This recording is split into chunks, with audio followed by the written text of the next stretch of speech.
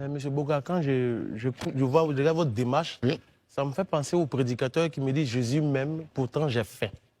Ah La oui? question qu'il pose, elle est toute simple. Aujourd'hui, vous avez fait le tour de certains sites. Oui. Vous parlez de ST en justice. Oui. Mais pendant que à Yopougon-Atier, c'est ça? Agban-Atier, Banco, Jesco, Boribana, des gens sont encore sous la pluie. Qu'est-ce que, au-delà d'ester en justice, qu'est-ce que vous avez fait concrètement pour que ces personnes-là puissent avoir ne serait-ce qu'un minimum de confort? Parce que, à regarder votre acte, ça ressemble à de la récupération politique que vous ne voulez Mais pas je dire. suis désolé. Il va répondre. Je suis désolé, cher ami. Pourquoi? Mais c'est pas à moi qu'il faut demander cela. Non, mais c'est pas une question. Non, je viens. Ok, J'ai allez-y. compris votre question. Mais l'État casse.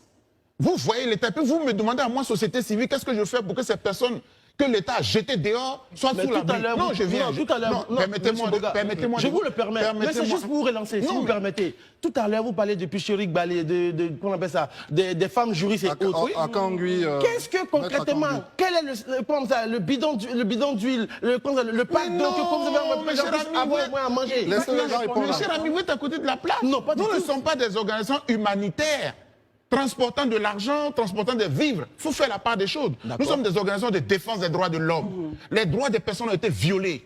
Elles ont été mises dehors sans dignité, sans personne humaine. Mais vous- S'il vous plaît. D'accord. La Constitution. Le président de la République, qu'est-ce qu'il a dit après le Conseil des ministres? Il faut faire l'action avec solidarité Solidarité et humanisme. Ça veut dire quoi? Ça veut dire que l'action a manqué de solidarité, elle a manqué d'humanisme.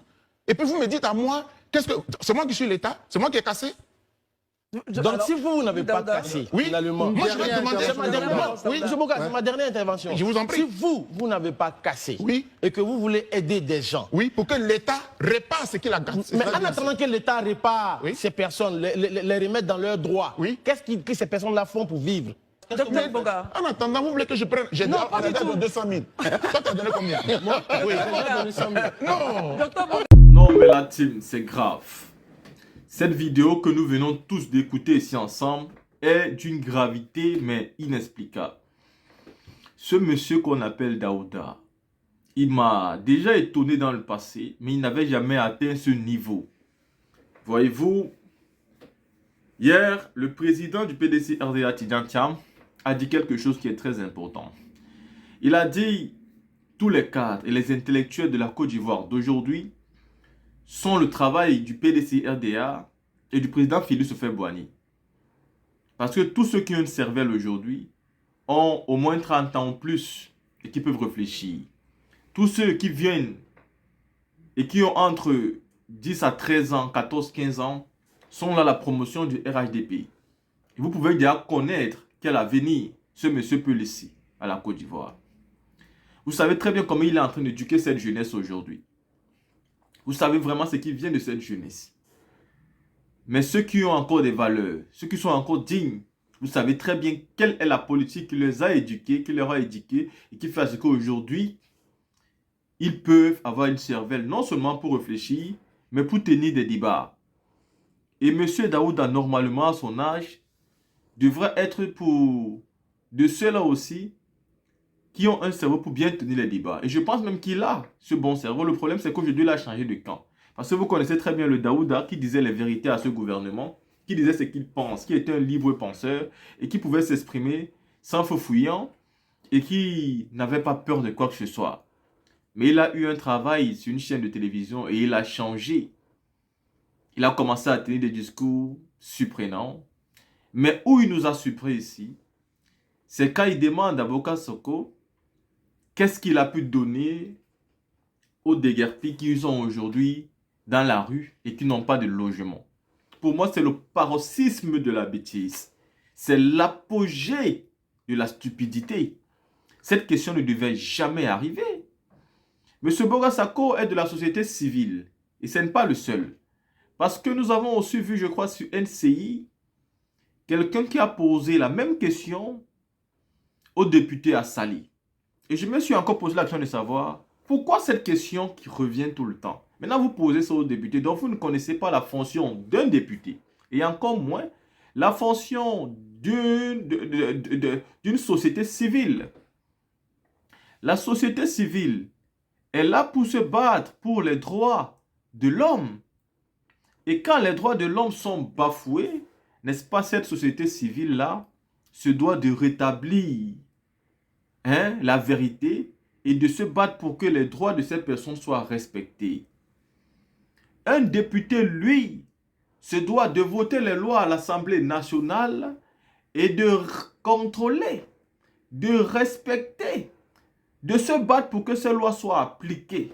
Et quand ces lois ne sont pas respectées, il se doit de dénoncer par toutes les voies de la légalité que ces lois-là que nous avons votées ne sont pas respectées. Ce n'est pas le rôle d'un député de prendre son argent et d'ajouter quelque chose au peuple qui souffre. Mais non, soyez un peu intelligent. Ne vous limitez pas à ça, ce n'est pas digne de vous. Ce n'est pas à la société civile de sortir l'argent dans leur caisse pour nourrir des citoyens qu'on a foutus à la rue par le gouvernement. Chers citoyens, dans la présidence de la République et dans un gouvernement, il y a un budget qui est alloué pour l'État et pour faire fonctionner le pays pendant chaque année que Dieu fait. Le PIB aujourd'hui, selon Alassane Ouattara et ses proches, et même l'ambassadeur de France en Côte d'Ivoire, est l'équivalent du PIB du Sénégal et du Cameroun. Je pense donc qu'il devrait être largement suffisant pour subvenir aux besoins de ces personnes qu'on a mis dans les rues, de ces personnes qui n'ont plus aujourd'hui où aller, qui ne savent plus sur quel sein se vouer. Aujourd'hui, nous ne pouvons pas venir sur des plateaux télé et d'avoir des hommes qui posent ce genre de questions à la société civile et aux députés. C'est comme s'il avait envie de dire, si vous ne pouvez rien donner à ces gens, arrêtez de vous plaindre, arrêtez de faire la récupération. Mais arrêtez d'utiliser ce mot récupération à tout moment. Et même si c'est la récupération, et puis quoi? Si vous ne voulez pas qu'on fasse de la récupération, alors ne posez pas des mauvais actes. Si vous prenez des actes comme celui-ci, et vous mettez des personnes dehors, dans la rue, ces personnes dorment sous la pluie, ces personnes vivent toute une journée sous le soleil, ces personnes souffrent du froid et de la chaleur, ils sont bouffés par des moustiques, ces personnes perdent la dignité humaine parce que vous avez un gouvernement qui n'a rien d'humanitaire, qui n'a rien d'humanisme. Il faut bien que les personnes soient là, debout, déterminées, courageuses à les dénoncer. Au lieu de vous joindre à ceux qui dénoncent pour dénoncer cet acte qui fait mal, vous préférez ici en vouloir à ceux qui dénoncent au point de leur demander qu'est-ce que vous apportez à cela. C'est un peu comme ceux qui se sont levés pour dire le président Laurent Gbagbo n'est pas parti voir les matchs de football, mais il est ici en train de partir à GESCO parce qu'il veut faire de la récupération. Est-ce qu'on peut comparer celui qui vient chez vous parce que vous êtes en joie et celui qui vient chez vous parce que vous êtes en tristesse? On connaît très bien celui qui est sincère dans sa démarche et celui qui ne veut pas que profiter de votre joie, mais qui est là au contraire pour pleurer avec vous. Chers chroniqueurs ou journalistes, sachez raison garder, changez votre manière de faire et faites-vous respecter. Quand même on vous envoie, quand même on vous paye, soyez quand même digne. Et n'allez pas dans tous les sens pour démontrer à quel point vous êtes stupide. Après la télé, vous sortez, vous marchez dans la rue, faites-vous respecter, même par votre famille, par vos proches, par votre femme, par vos enfants. Quand même, il y a des questions que vous ne pouvez pas poser à un député ou aux membres de la société civile. Là-dessus, vous avez écouté cette vidéo. Dites-moi ce que vous pensez.